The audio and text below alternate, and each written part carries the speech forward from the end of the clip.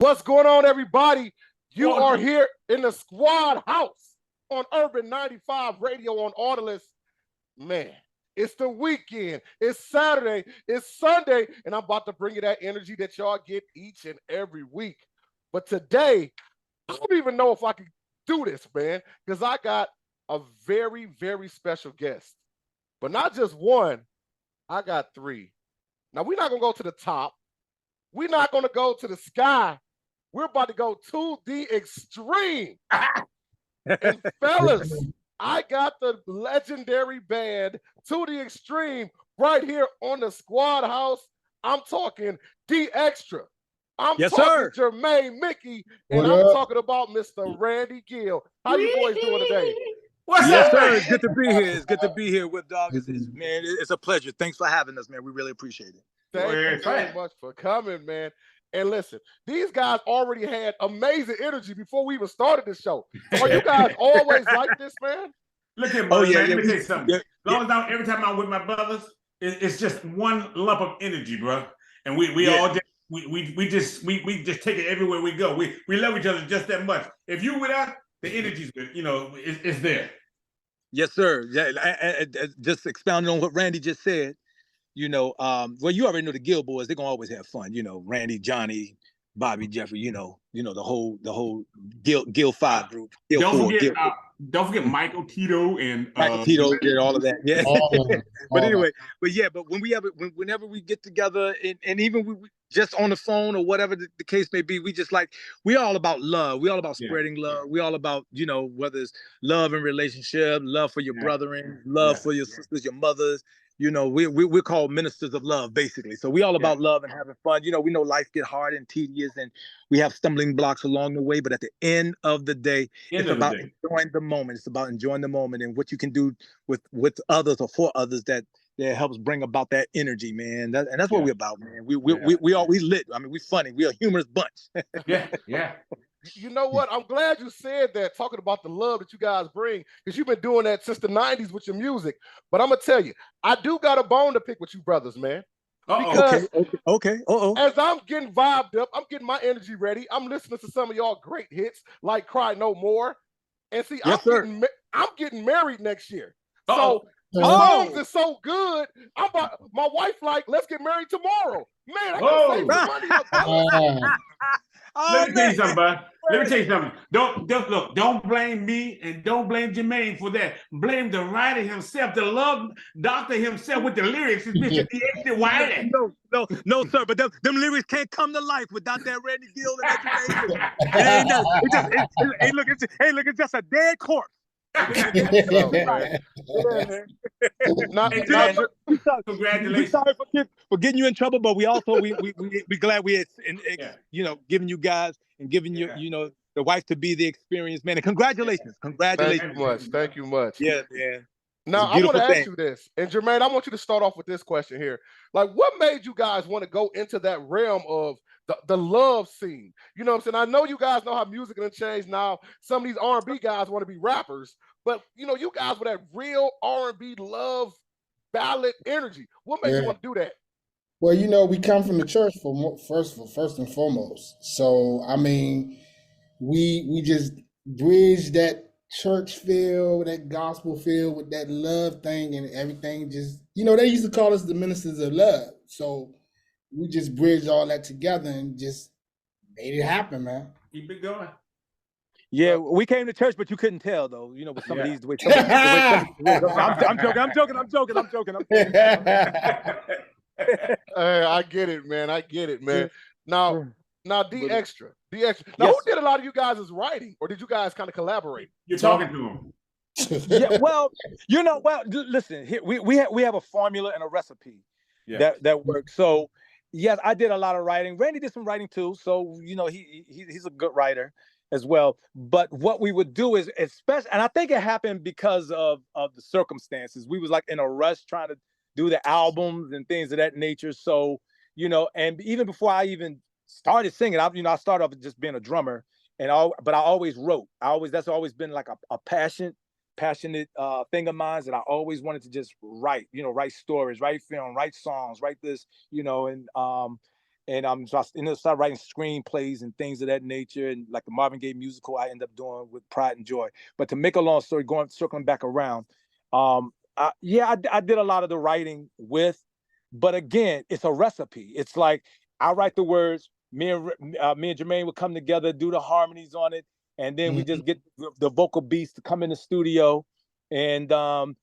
he'll give his interpretation without not a whole lot of input, because that and in essence, that's his way and our way of getting the best out of him, because he don't have to look at it from a rehearsal standpoint, if you will, like, okay, let's go over this over and over, because I would wake Jermaine up at 3 or 4 or 5 o'clock in the morning, like, hey, I just wrote this thing, sing this with me and do this part. And so I want to see what it sounds like. And he tired, he come out rubbing his eyes all red and everything. Come on, man.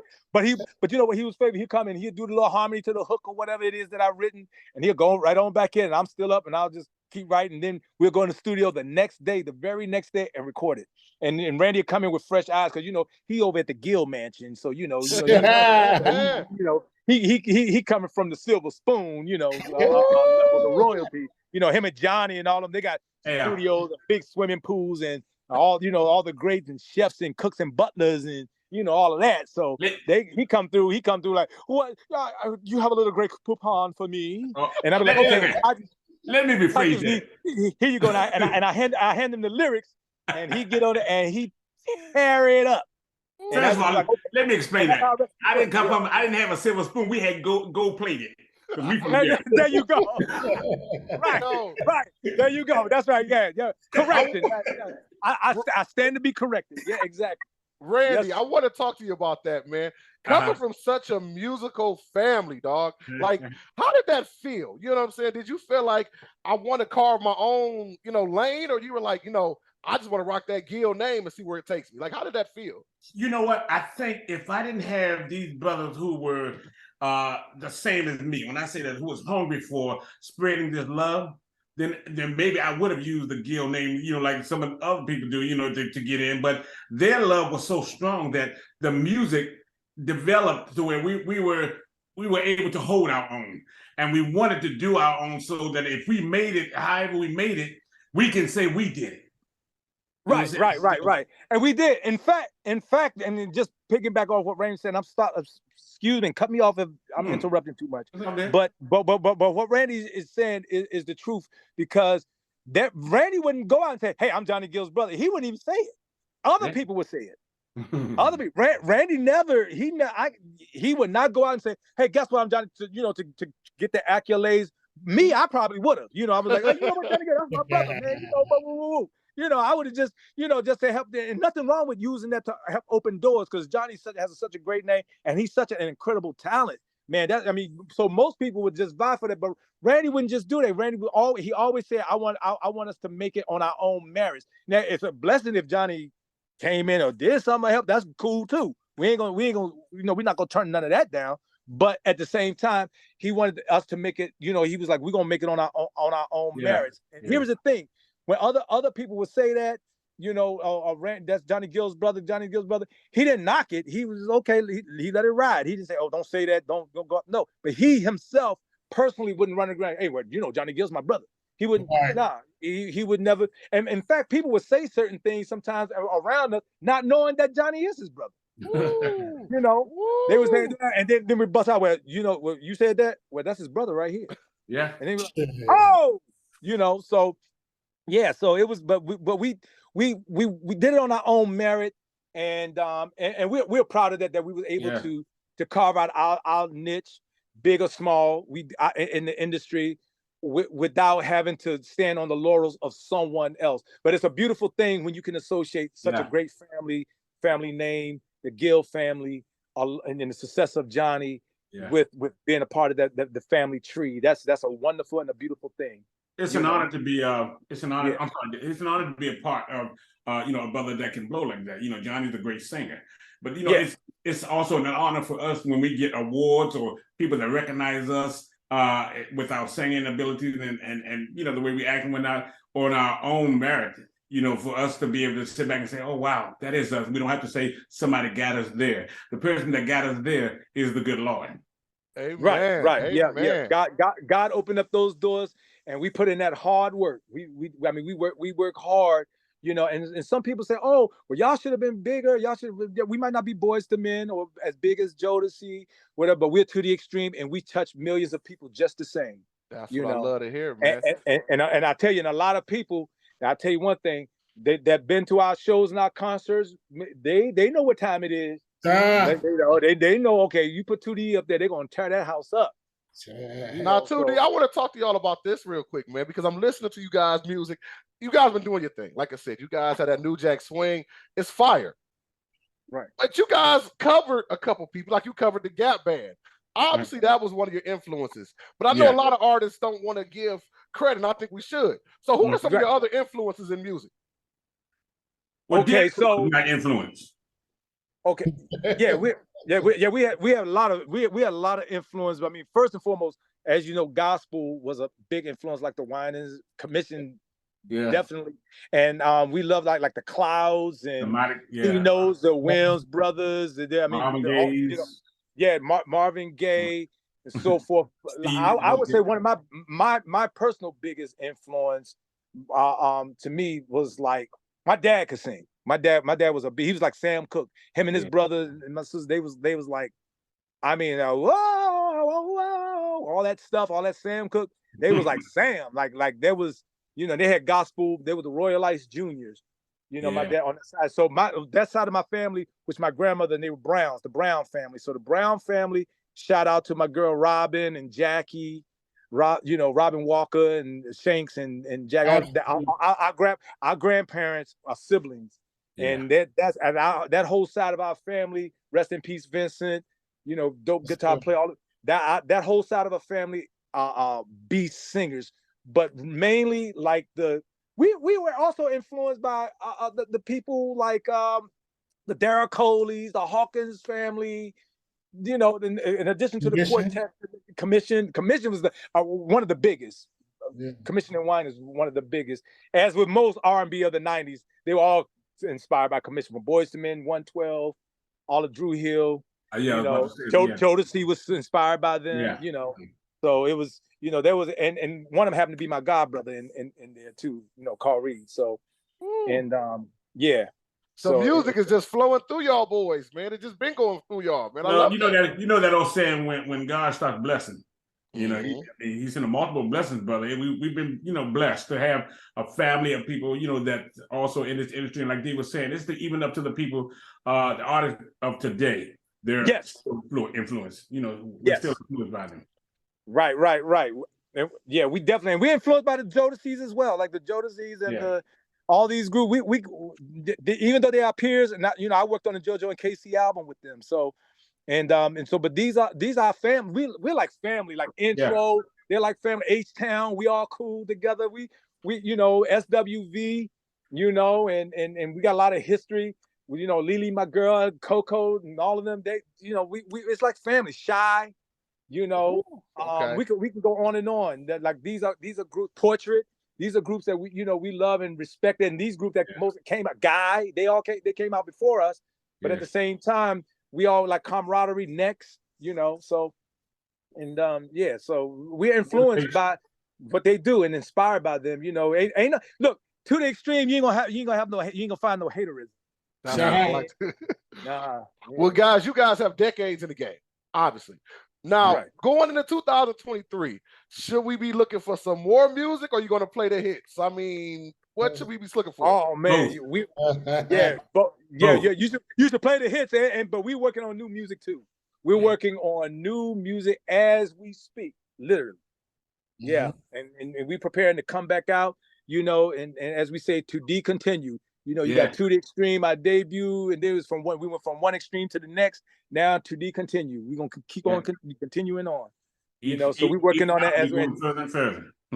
Yeah, so we've been composing and working on writing. In fact, I'm supposed to be going to the studio later on today.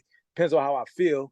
And finish up some stuff. We're working on also putting together the new live show stuff, which is fire. You know, it's going to be experience. People come to the live show, it's going to be an experience. Oh yeah, we should expect a tour coming soon as well. Then We pray. If God says so. Yeah, We there. hopefully, yeah. We, you let us know when you're gonna have us out there in Ohio. It's all good. We'll come through, man. It's all good. Good. Angela button that up for us real nice and neat, and we keep it moving. Salute to Angela, man, the most amazing manager in the world, by the way. I met her. Beautiful spirit, beautiful soul, beautiful energy. Salute to her. Now, guys, coming into this 2023 year, and Jermaine, I want you to jump on this first, and I'd like the rest of you guys to expound as well. As we talked about earlier, the music in R&B has changed over time. Right. You guys, how do you see you fitting into the new era of music? Go ahead, man. No, go ahead. Go ahead. I mean, I look at it. I mean, once you're a music lover, you tend to bridge the gap on a lot of stuff that's going on. I don't have a problem with it, but being a 70s baby, I always go back to that as the foundation and come on up to what's going on right now. But man, it's some great artists that's coming out right now. You know what I'm saying? And it's some great music that's playing as well. So I mean, I don't have a problem with it. I think it's good. I think it's real awesome, man. Right. Are we gonna have Sexy Red on one of y'all songs? I'm messing with you. No, but listen. Hey, check this out. Like, I think that there's an amalgamation of I would say a recombinant of a lot of different styles and genres. One thing about music, and I would say, because to get back to your question, how we would fit into that, is that if there's a certain rapper that can fit into an up tempo, we would do, just like when Snoop came out.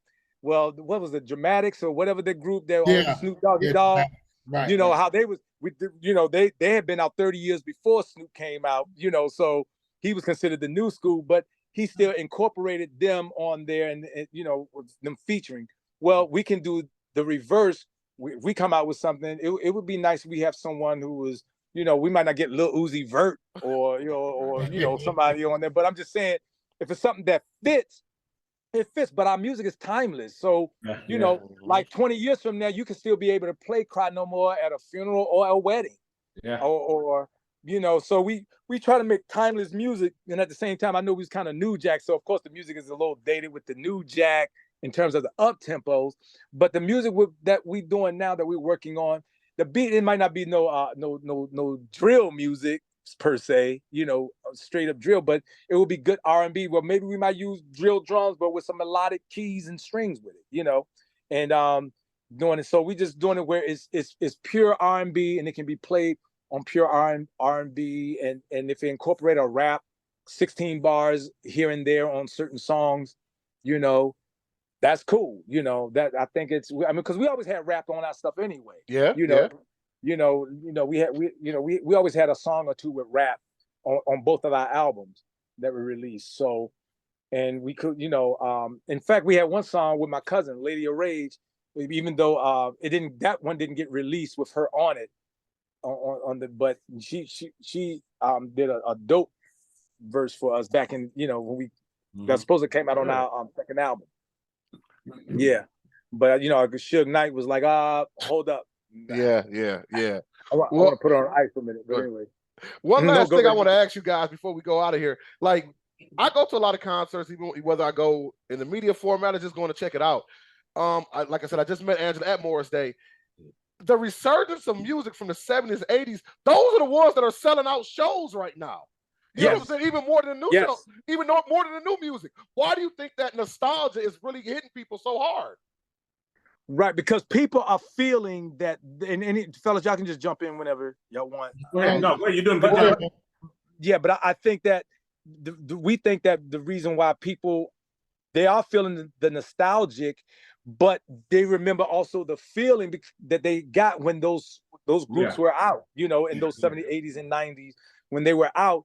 And today, the young people sometimes, I don't want to call it, I'm not going to use the dumbing down, but it's watered. I don't even want to say watered down. It's a different zeitgeist of the times, if you will.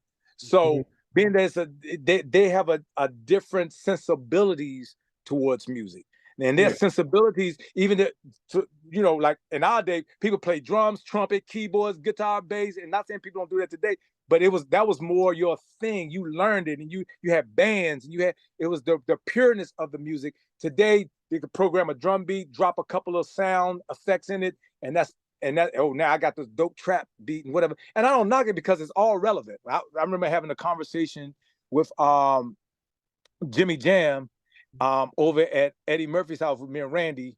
Randy was like, yo, come through. We came over there and we had a comment. I asked him about the relevance of music and how it was going, where it was going. And he said, well, it's all relevant. And that made sense. And I had to dap him. I was like, you were right. It's all relevant, especially it's relatable to the beholder. So, it's all relevant, but given that, I think that there's certain why they buying and going to those concerts, because it's a certain realness and a pureness to it that's not programmed, if you will. And it was such a big time before the digital age kicked in. The digital age really started kicking in the 2000s, the late when Napster came out, and then from there forth. So, but everything before that was you buying vinyls or CDs or cassettes, and even before that, the little 8-tracks and and all of that, the LPs with the with the needle. So those are decades and decades of people growing up on real music, real performances, real. Not saying that the things today are not real. It's real in their way, but in a more pure form.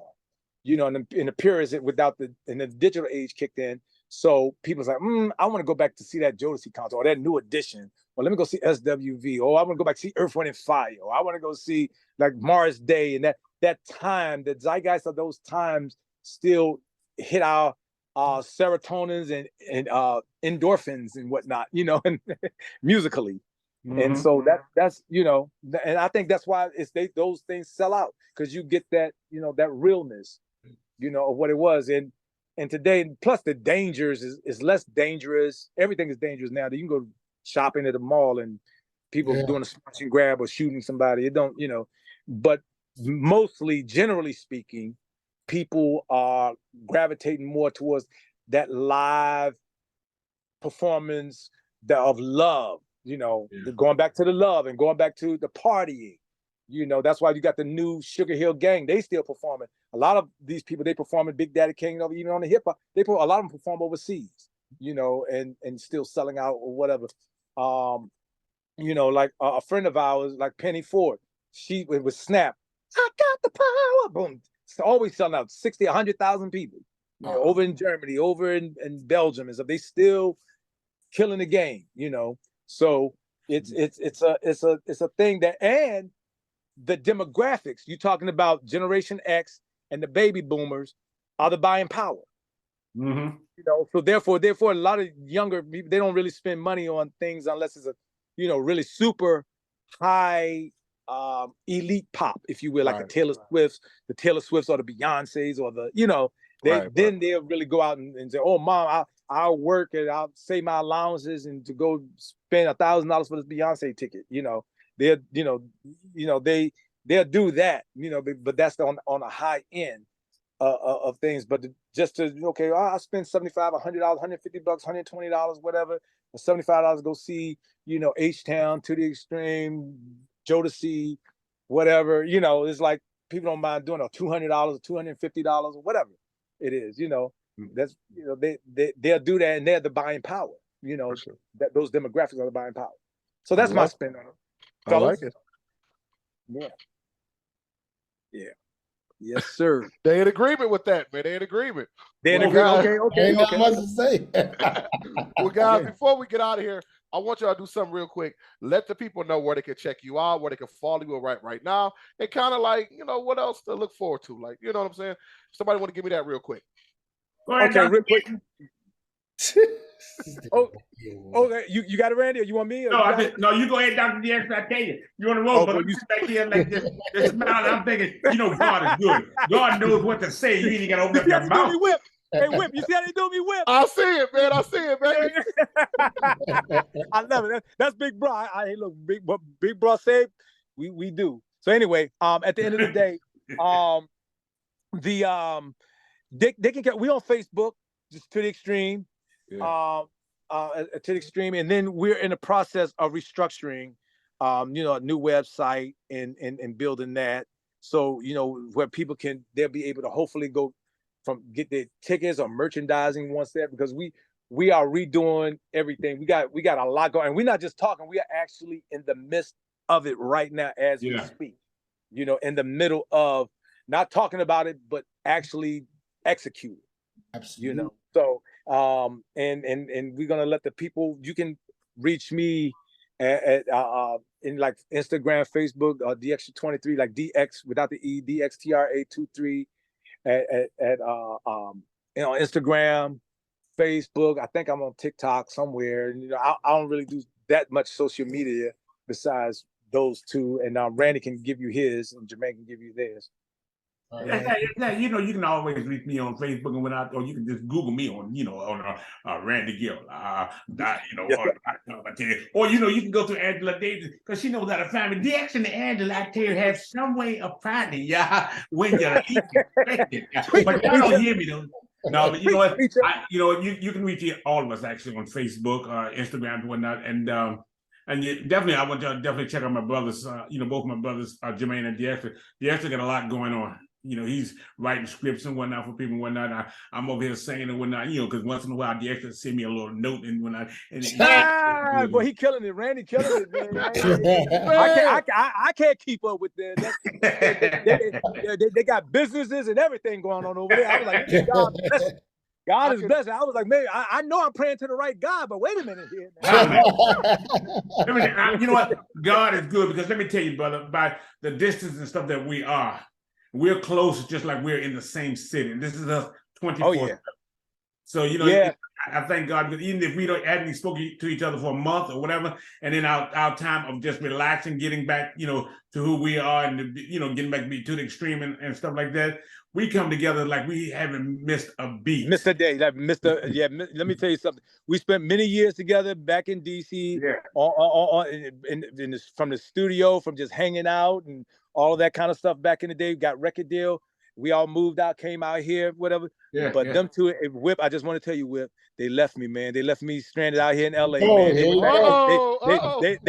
They went back. They said they went back, and I don't blame them. I don't blame them. But I said, well, since they left me out here, let me just work as hard as I can. Let me clear something up, Whip.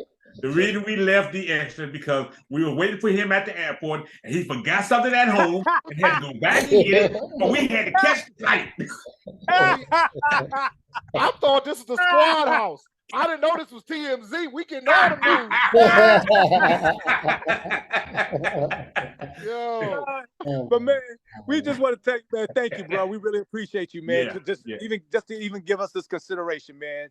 Because a lot of people have, you would be surprised, a lot of people who have become so big in this world and of entertainment that have come through us. You will really be shocked.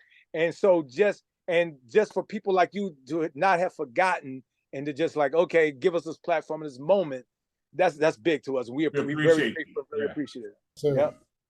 Well, fellas, thank you very much. And one thing I always say at the beginning of the show and at the end, and this applies to y'all, the doors of the Squad House are always open. So thank you much to the Extreme. You guys heard it. How to get a hold of them. And thank Angela for introducing us all. Angela. Thank you, Angela. Yes, sir. We appreciate Angela. Yeah, and guys, make sure when they get that website up, you get their merch, you go see them at tour, because it's going to be an amazing show. Y'all. We bringing the fire. We bringing the fire. Y'all just bring the fire. Okay, thank you. Fire. Yeah, God bless. God bless everybody. All right, fellas. Take care, y'all. Take care. You too. Thanks, Whip. All right. Right.